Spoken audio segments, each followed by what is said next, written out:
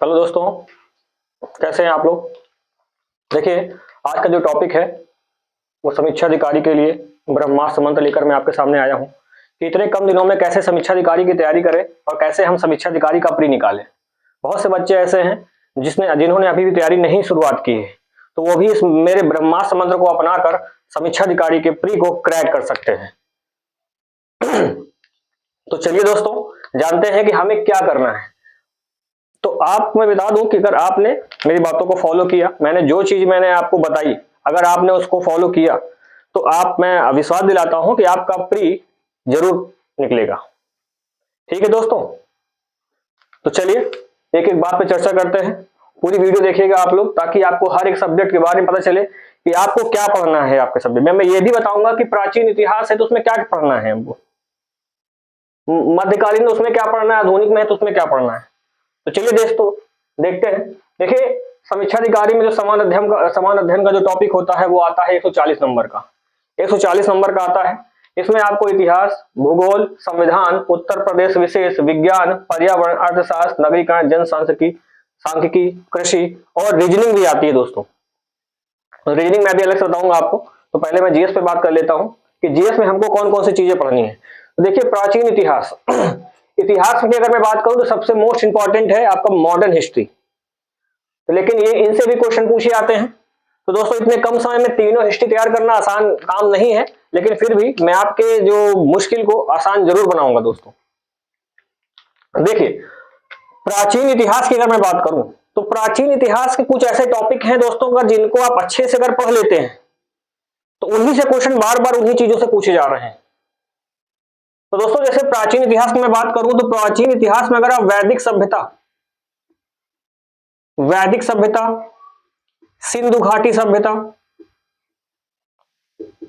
घाटी, बौद्ध हो गया, जैन, गुप्त और मौर्य। दोस्तों, अगर आप लोगों ने वैदिक सभ्यता, सिंधु घाटी सभ्यता, बौद्ध, जैन धर्म, गुप्त वंश और मौर्य वंश, अगर आपने इन टॉपिकों को अच्छे से पढ़ लिया प्राचीन इतिहास में दोस्तों, और इनकी प्रशासनिक व्यवस्था जो देखनी, किसकी, मौर्य और गुप्त की, इनकी प्रशासनिक व्यवस्थाओं पे आपको विशेष ध्यान देना है दोस्तों, क्योंकि ये काफी ज्यादा इंपॉर्टेंट टॉपिक है समीक्षा अधिकारी एग्जाम की दृष्टि से, या यूपीपीएससी इनको बहुत पूछता है यहां से क्वेश्चन। उसके बाद बात करते हैं मध्यकालीन। देखिए दोस्तों, मध्यकालीन के कौन से टॉपिक है। तो मध्यकालीन में जो टॉपिक है आपके, जैसे आपको दिल्ली सल्तनत, अब दिल्ली सल्तनत में तो बड़ा है भाई, दिल्ली सल्तनत जो होता है 5 इसमें राजवंश ने शासन किया है। तो हमें पांचों राजवंशों को क्या पढ़ना है? जी नहीं दोस्तों, आपको जो इंपॉर्टेंट राजवंश है सिर्फ उन पे ध्यान देना है। इतना कम समय बचा है, हम सब नहीं पढ़ सकते, लेकिन हम वो जरूर पढ़ सकते हैं जिनसे क्वेश्चन बनने के चांसेस 99% होते हैं। तो दोस्तों, दिल्ली सल्तनत में हमको पढ़ना क्या है। दिल्ली सल्तनत में आपको सबसे पहले पढ़ना है गुलाम वंश। गुलाम वंश को आपको पढ़ लेना है। गुलाम वंश, खिलजी वंश और तुगलक वंश, ये 3 वंशों को आपको अच्छे से पढ़ना है। तुगलक वंश। तो दोस्तों, आपको दिल्ली सल्तनत में गुलाम वंश, खिलजी वंश और तुगलक वंश को अच्छे से पढ़ना है, और इनकी प्रशासनिक व्यवस्था पर विशेष ध्यान देना, क्योंकि जो क्वेश्चन आजकल पूछे जा रहे हैं शासकों से कम पूछे जा रहे हैं। उनकी प्रशासनिक व्यवस्थाएं क्या होती हैं, उनके सैन्य संगठन कैसे हैं, और बुकें कौन कौन सी पुस्तकें उनके कार्यकाल में चालू की गई हैं, लिखी गई हैं। तो ऐसी पुस्तकों के बारे में भी आप लोग पढ़िएगा। बहुत इंपॉर्टेंट टर्म्स है ये जो मैं बता रहा हूं। Modern history most important. लगभग आपको हिस्ट्री से लगभग अभी तक जो क्वेश्चन आते रहते हैं 22 से 25 से क्वेश्चन लगभग हिस्ट्री से पूछे आते हैं, जिसमें से जो मॉडर्न हिस्ट्री का हिस्सा जो होता है लगभग 70% हिस्सा मॉडर्न हिस्ट्री का होता है। तो मॉडर्न हिस्ट्री में दोस्तों में क्या पढ़ना है। तो मॉडर्न हिस्ट्री में सबसे पहले दोस्तों आपको गांधी युग पढ़ना है। आपको गांधी युग पे विशेष ध्यान देना है। गांधी युग से दोस्तों बहुत क्वेश्चन आते हैं। गांधी युग में क्या है, तो गांधी युग में दोस्तों जो महात्मा गांधी से जुड़े हुए जितने भी आंदोलन हैं, सविनय अवज्ञा आंदोलन, असहयोग आंदोलन, चंपारण, ठीक है, खेड़ा, अहमदाबाद काटन मिल, तो जितने टर्म्स महात्मा गांधी से जुड़े हैं दोस्तों आपको वो सारे पढ़ने हैं। अभी इस वीडियो में तो मैं नहीं बता पाऊंगा कौन कौन से टर्म है यहाँ पे, लेकिन दोस्तों मैं जो अगला वीडियो लेकर आऊंगा उसमें आपको मैं जरूर बताऊंगा कि गांधी युग से कौन कौन से क्वेश्चन हमें पढ़ने हैं। तो दोस्तों तो आप लोग मेरे चैनल को सब्सक्राइब करिए ताकि मैं, और बेल आइकन को दबा दें ताकि नोटिफिकेशन जो मैं अगली वीडियो लेकर आऊं कि गांधी युग में पढ़ना क्या है वो आपको मिल सके और आसानी से आप उसे पढ़कर आराम से समीक्षा अधिकारी का प्री एग्जाम क्वालिफाई कर सके दोस्तों। तो दोस्तों गांधी युग आपको पढ़ना है। मैंने बताया गांधी युग के जो आंदोलन है सभी ने, मैं बता दिया है, मैं इसका वीडियो कल लेकर आऊंगा कि गांधी युग में आपको क्या क्या चीजें पढ़नी है। तो गांधी युग हो गया दोस्तों, आपको इसमें से अधिवेशन पढ़ लेने दोस्तों, अधिवेशन से क्वेश्चन को पूछे जाते हैं। अधिवेशन हो गया दोस्तों, आंदोलन इसमें सारी चीजें आई गई हैं, अधिवेशन हो गया। और विद्रोह जो हुए दोस्तों, विद्रोह के कालक्रम पूछे जाते हैं, मिलान करने को आते हैं कालक्रम में कौन सा विद्रोह कब हुआ, सन्यासी विद्रोह कब हुआ, पावना विद्रोह कब हुआ। तो ऐसे विद्रोह पूछे जाते हैं और इनके कालक्रम लगाने को पूछे जाते हैं दोस्तों। तो ऐसे विद्रोह को दोस्तों आप लोग बिल्कुल ध्यान रखेंगे। तो गांधी युग आपको पढ़ना है, अधिवेशन याद कर लेने हैं और विद्रोह आपको पढ़ लेना है दोस्तों, बस। और इतना तो आपको जो पढ़ना है, और मैंने तीनों हिस्ट्री बता दी कि तीनों हिस्ट्री में इतना पढ़ना है आपको। लेकिन दोस्तों एक बात आपको और विशेष ध्यान देनी है, एक चीज और है, विद्रोह में 1857 की क्रांति भी ऐड है दोस्तों, 1857 की क्रांति भी ऐड है, वो भी आपको पढ़ना है। और दोस्तों मैं बताऊं, जो घटना चक्र की पूर्वालोकन होती है, घटना चक्र की पूर्वालोकन आप हिस्ट्री की ले लीजिए, जरूरी नहीं कि आप नहीं ले, आपके पास पुरानी रखी हो 3-4 साल पुरानी तब भी चलेगा दोस्तों। आप उन पुरानी पुस्तकों को लेकर आप मॉडर्न हिस्ट्री को एक तरफ से पढ़ डालिए। 56 दिनों का समय है, कम से कम मॉडर्न हिस्ट्री को 2 बार पढ़िए आप 56 दिनों में अच्छे से, और उन्हीं में आपका गांधी युग कंप्लीट हो जाएगा, उन्हीं में अधिवेशन भी हो जाएगा, उन्हीं में ये सारी चीजें हो जाएंगी। तो दोस्तों आपको अलग से एफर्ट डालने की जरूरत नहीं पड़ेगी कि आपको अलग से कोई पुस्तक पढ़नी पड़े या आपको अलग से और कुछ पढ़ना पड़े। बस आप घटना चक्र का पूर्वालोकन उठा लीजिए और उससे मॉडर्न हिस्ट्री को अच्छे से पढ़ डालिए। जो बॉक्स में लिखा होता है दोस्तों उसको जरूर पढ़िएगा। वहां पे जो ऑप्शन होता है उसके 2 क्वेश्चन होता है, लेकिन जो बॉक्स होता है उसमें 10 क्वेश्चन के आंसर आपको मिल सकते हैं। तो आप बॉक्स को बहुत ध्यान से पढ़िएगा दोस्तों, ठीक है। तो ये हिस्ट्री का हो गया है। अब बात करते हैं भूगोल पे। देखिए समीक्षा अधिकारी के एग्जाम में देखा जा रहा है, जितने एग्जाम हुए हैं उसमें जो ज्योग्राफी है उसकी जो संख्या रही क्वेश्चन की काफी ज्यादा रहती है, लगभग 25 से 30 क्वेश्चन के बीच में रहती है। और उसमें से जो सबसे ज्यादा हिस्सा होता है वो होता है भारत के भूगोल का, इंडियन ज्योग्राफी, उसका हिस्सा काफी ज्यादा होता है दोस्तों। लगभग 75% हिस्सा इंडियन ज्योग्राफी का होता है, 25% हिस्सा वर्ल्ड ज्योग्राफी का होता है। तो भारत में आप हमको क्या क्या पढ़ना है, तो भारत में दोस्तों हमको नदियां पढ़नी है, हमको पठार पढ़ने हैं, हमको पर्वत पढ़ने हैं, हमको झील पढ़नी है, ग्लेशियर पढ़ने हैं, और कौन कौन से खनिज संसाधन किस स्थानों से निकाले गए हैं या कौन से खनिज संसाधन कहां पर पाए जाते हैं, आपको दोस्तों ये भी पढ़ना है, क्योंकि इससे क्वेश्चन 100% है कि मिलान में आपको मिल सकता है। ठीक है दोस्तों, मिल सकता है। और इसके लिए भी मैं आपको बता रहा हूं कि पूर्वालोकन आप पढ़िए, इसके लिए भी आप पूर्वालोकन उठाइए। अब जो समय कम बचा है तो इसके लिए आप क्या कर सकते हैं, तो आप यही करिए कि आप पूर्वालोकन उठाइए, और पूर्वालोकन उठा के आप इसे एक बार कम से कम जरूर पढ़िए अच्छे से, और उसको नोट डाउन करिए। जो क्वेश्चन आपको लगता है कि आपको क्वेश्चन नहीं आता, आप उसको नोट करिए, वो आपको याद हो जाएगा, और बार बार उसको रिवीजन करिए। कम से कम 56 दिनों में आप पूर्वालोकन को, जो इंडियन ज्योग्राफी की है, उसे आप कम से कम 2 बार तो जरूर पढ़ लें दोस्तों। उसके बाद बात आती है वर्ल्ड ज्योग्राफी की। वर्ल्ड ज्योग्राफी में दोस्तों ऐसे तो बहुत सारी चीजें आती हैं, लेकिन मैं आपको कुछ टॉपिक बताऊंगा। अगर मैं कॉन्टिनेंट की बात कराऊं तो आपको एशिया, यूरोप और अफ्रीका,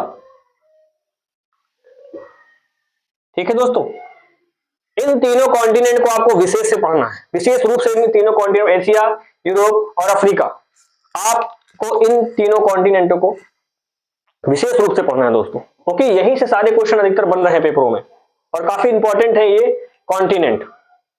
मैंने एशिया का वीडियो बनाया है दोस्तों, अब एशिया मैंने 2 वीडियो में पूरा एशिया खत्म कर दिया है, तो आप जाके मेरे चैनल से आप देख सकते हैं एशिया के 2 टॉपिक, और मैंने अच्छे से कवर किया है, जो क्वेश्चन इंपॉर्टेंट है मैंने सारी चीजें बताई हैं वहां पे। यूरोप अफ्रीका भी मैं पेपर से पहले बता दूंगा अच्छे से, तो आप इनको भी कवर कर सकते हैं मेरी वीडियो से।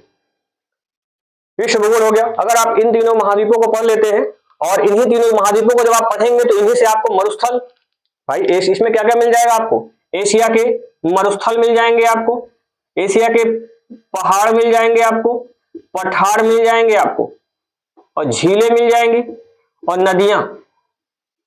ये चीजें 1 2 3 4 5 झील, नदियां, ये टॉपिक ऐसे हैं दोस्तों, इनको पढ़ के सारे महाद्वीपों में ये चीजें आपको करनी है। आपके सारों महाद्वीपों को मरुस्थल, पहाड़, पठार, झील, नदियां, ये तीनों महाद्वीपों में चीजें आपको पढ़नी है ध्यान से। अगर आपने इतना कर लिया तो आप लगभग, अगर क्वेश्चन आपको पर्याप्त मात्रा में मिल जाएंगे, अगर आपको 20 क्वेश्चन आते हैं तो हो सकता हो कि 15 या 15 प्लस भी क्वेश्चन आपको यहीं से मिल जाएंगे, इतना मैंने बताया है दोस्तों। उसके बाद बात करते हैं संविधान की। देखिए संविधान में भी बहुत बड़ा है भाई, 395 अनुच्छेद है, कहां तक चीजें याद करेंगे हम लोग। तो आप संविधान के स्ट्रेटजी को समझिए कि क्वेश्चन उठाए कहां जा रहे हैं। इस समय दोस्तों जो क्वेश्चन उठाए जा रहे हैं वो आर्टिकल 100 के बाहर, मतलब 100 के बाद उठाए जा रहे हैं। अधिकतर क्वेश्चन जैसे ये क्या बोलते हैं इसको, राज्यपाल हो गए, विधान परिषद हो गया, इनसे क्वेश्चन उठाए जा रहे हैं दोस्तों, ठीक है। लोकसभा हो गया, राज्यसभा हो गया, इनसे भी क्वेश्चन दोस्तों बन रहे हैं। तो मैं आपको सिर्फ टॉपिक बता रहा हूँ, संविधान के आप उन टॉपिकों को कवर कर लेते हैं तो आपका संविधान भी लगभग कवर हो जाएगा दोस्तों। इसमें से आपको संविधान में क्या क्या कवर करना है। संविधान में आपको मौलिक अधिकार, आपको मौलिक अधिकार पढ़ना है दोस्तों। मौलिक अधिकार के बाद आपको मौलिक अधिकार के बाद आपको डीपीएसपी मतलब नहीं दे सकता तो आपको पढ़ने हैं। उसके बाद राष्ट्रपति आपको अच्छे से पढ़ना है, राष्ट्रपति और उपराष्ट्रपति, उपराष्ट्रपति आपको अच्छे से पढ़ना है। उसके बाद सुप्रीम कोर्ट और हाई कोर्ट, ये भी आपको पढ़ना है दोस्तों।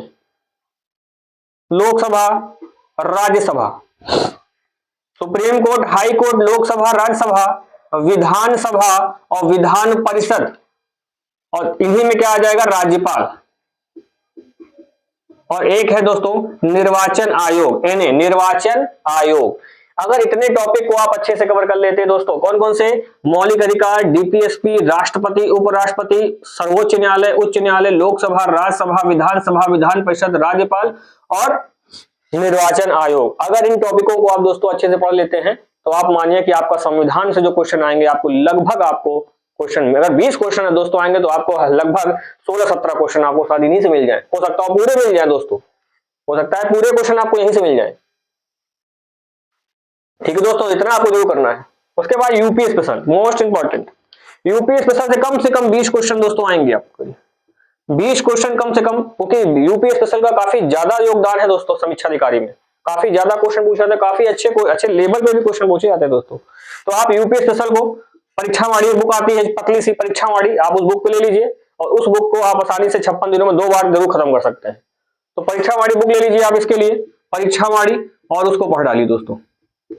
उसके बाद दोस्तों विज्ञान, अब साइंस में बोले कि साइंस में क्या पढ़े, तो साइंस में आपको जो ध्यान देना है वो ध्यान देना है बायोलॉजी विज्ञान पे, आपको जीव विज्ञान पे विशेष ध्यान देना दोस्तों। आप पूर्वालोकन ले लीजिए इसकी, विज्ञान की आप पूर्वालोकन ले लीजिए और पूर्वालोकन के माध्यम से आप साइंस का बायोलॉजी का जो पार्ट है उसे आप जरूर पढ़िए। आप केमिस्ट्री फिजिक्स को भले अवॉइड कर दीजिए, लेकिन आप बायोलॉजी के पार्ट में, अगर साइंस 15 नंबर की दोस्तों आएगी तो उसमें 10 नंबर या 8 नंबर जीव विज्ञान के होते हैं, तो आपको विशेष तौर पे जीव विज्ञान पे ध्यान देना है दोस्तों। पर्यावरण एनवायरमेंट, यहां से भी लगभग क्वेश्चन दोस्तों आते हैं, अच्छे क्वेश्चन आते हैं, तो आपको इससे भी आपको इसको इसके लिए आपको कुछ कोई बुक नहीं लेनी है, सिर्फ आपको पूर्वालोकन लेना है। क्या लेना है दोस्तों, पूर्वालोकन। आपको पूर्वालोकन लेकर, ये नहीं मैं कहता हूं 2022 लीजिए, आप पुरानी उठाइए, उनको पढ़ डालिए, आप कम से कम 2 बार, आराम से 56 दिनों पढ़ सकता है।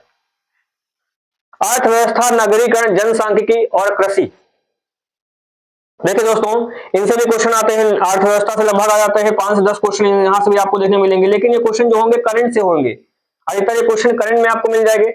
नगरीकरण से लगभग 4-5 क्वेश्चन आपको दोस्तों देखने को मिल सकते हैं। ये आपको जैसे यूपी जैसे है 20 क्वेश्चन हो सकता हो कि यूपी में ही 2-4 क्वेश्चन यहीं से पूछ ले, ठीक है दोस्तों। जनसांख्यिकी, इससे भी लगभग 2-4 क्वेश्चन आपको मिलेंगे, एक क्वेश्चन में जरूर मिलेंगे, 100% मिलेंगे, इससे क्वेश्चन मिलने के चांसेस रहते हैं, मिलेंगे। और ये भी क्वेश्चन हो सकता है इसमें पूछ सकते हैं, या भूगोल, भारत के भूगोल में भी इसको पूछ सकते हैं। कृषि, यहां से भी दोस्तों आपको 4 से 5 क्वेश्चन मिलेंगे। ठीक है दोस्तों। तो देखिए दोस्तों, अगर आपने इतिहास, भूगोल, संविधान, इन तीनों सब्जेक्ट को अगर आपने अच्छे से कवर कर लिया, जितना मैंने बताया, अगर आपने इतना अच्छे से पढ़ लिया, इन 54-55 जितने दिन बचे हैं, तो आप मान के चलिए आपकी 60% जो जीएस है तैयारी आपकी यहीं से हो जाएगी। 60% आपकी जीएस तैयार हो जाएगी। बचेगी आपकी 40% जीएस, वो आपकी यूपी स्पेशल हो गई, ये सब चीजों में आएगी। तो आप लोग इसका स्क्रीनशॉट ले लीजिए, कम से कम आपको याद रहे आपको पढ़ना क्या क्या है। ले लिया होगा आप लोगों ने। चलिए अब आगे बात करते हैं, चर्चा करते हैं करंट अफेयर्स की।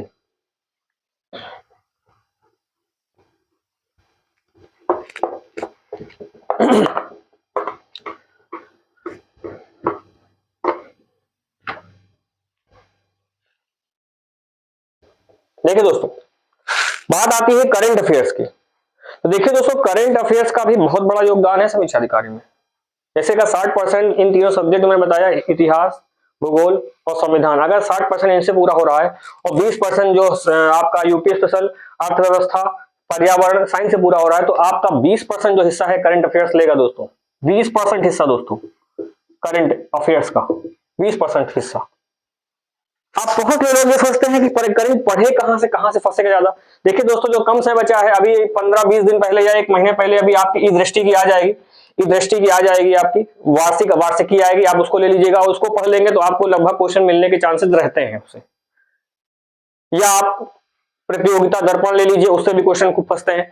तो आप अब इतने कम समय में आप 10 बुक की तरफ भागेंगे तो आप कंफ्यूज हो जाएंगे। तो आपको 10 बुक की तरफ नहीं भागना है, आपको दृष्टि, अगर आप ई दृष्टि पढ़ सकते हैं, दृष्टि की जो बुक आती है, जो दृष्टि की बुक आती है दोस्तों, वार्षिकी आई करंट की अभी आ जाएगी, ऐसे ही वर्ष खत्म होगा वैसे शायद आ जाए, तो आपको इसको ले लेना है। और एक स्पीडी आती है दोस्तों करंट की, स्पीडी, कम समय में अच्छी तैयारी के लिए, कम समय में अच्छी तैयारी, स्पीडी आपको करा देगी करंट की आती है दोस्तों। आप स्पीडी ले लीजिए, उसको आप यूट्यूब से, या मैं ही इस पे वीडियो बना दूंगा ट्रिक के माध्यम से करंट कैसे याद करें, तो मैं ट्रिक के माध्यम से आपको पूरा करंट इसका तैयार करवा दूंगा, प्रयास पूरा रहेगा करवाने का। तो आप अगर ये 2 बुक भी पढ़ लेते हैं तो आपका करंट जो है, अगर करंट के 20 क्वेश्चन आपको आने होंगे, लगभग 20 नहीं होंगे दोस्तों, लगभग ये क्वेश्चन जो होंगे 25 प्लस होंगे दोस्तों। और 25 प्लस में क्वेश्चन लगभग दोस्तों आपके 20 फंस जाएंगे। 20 क्वेश्चन आपको यहीं से मिल सकते हैं दोस्तों। उसके बाद दोस्तों ये तो हो गया। उसके बाद एक चीज मैंने और बताना भूल गया, कम से कम 10 से 14 नंबर तक रीजनिंग दोस्तों आपकी आएगी। ये आपके फ्री के नंबर हैं, रीजनिंग 10 से 14 नंबर ये आपके फ्री के नंबर हैं। आप इन पे विशेष ध्यान दीजिएगा। अगर आप 5-6 दिन भी इन पे अगर आज अच्छे से काम कर लेंगे दोस्तों, तो आपकी रीजनिंग तैयार हो जाएगी और 10 से 14 नंबर जो होंगे आपके फ्री के मिल जाएंगे आपको। बहुत सरल रीजनिंग आती है, टफ नहीं आती कि आप लगा नहीं सकते। अगर आप 5-6 दिन भी इस पे अच्छे से दे देंगे तो रीजनिंग आपकी तैयार हो जाएगी। उसके बाद बचता है दोस्तों क्या, हिंदी बचती दोस्तों, हिंदी। अब दोस्तों बात आती है कि हिंदी की कौन सी बुक हम पढ़ें। बहुत से बच्चे होंगे जो सोचते होंगे कौन सी हिंदी पढ़ ले कि हमको लगभग क्वेश्चन आप उनसे मिल जाए। तो दोस्तों इतने कम समय में आप मोटी मोटी बुक के चक्कर मत पड़िएगा, नहीं आप पढ़ने से ज्यादा आपका समय लॉस होगा। तो आप जानते हैं घटना चक्र की, आप घटना चक्र की पूर्वालोकन, घटना चक्र की पूर्वालोकन उठा लीजिए हिंदी की दोस्तों, मार्केट में आ चुकी है, देख लीजिएगा, मिल जाएगी किसी भी शॉप में। ये उठा लीजिए, आप इसको पढ़ लीजिए और इसको आप अच्छे से पढ़िए। पतली सी बुक है, आप इसको अच्छे से पढ़िए, इसको मतलब हल्के मत लीजिए। अगर आपने इसको अच्छे से पढ़ लिया तो लगभग जो 60 नंबर की जो हिंदी आनी है, 60 क्वेश्चन जो हिंदी के आने, लगभग आपको 45 प्लस क्वेश्चन इसी से मिल जाएंगे। ये मेरा अनुमान है, जो एक्सपीरियंस रहा है पेपरों का, जितने पेपर हुए हैं, तो मेरा अनुमान है कि 45 प्लस क्वेश्चन आपको घटना चक्र पूर्वालोकन हिंदी से मिल जाएंगे दोस्तों। और अगर आपको बहुत ज्यादा और गहन अध्ययन करना है तो आदित्य प्रकाशन की एक पुस्तक आती है दोस्तों, आदित्य प्रकाशन की वो पुस्तक आती है ROARO के लिए दोस्तों, स्पेशल आती है इसके लिए, उसको आप लोग ले लीजिए और उसको आप लोग एक बार पढ़ डालिए। तो प्रयास रहेगा कि आप 55 प्लस हिंदी सही करके आएंगे आप लोग।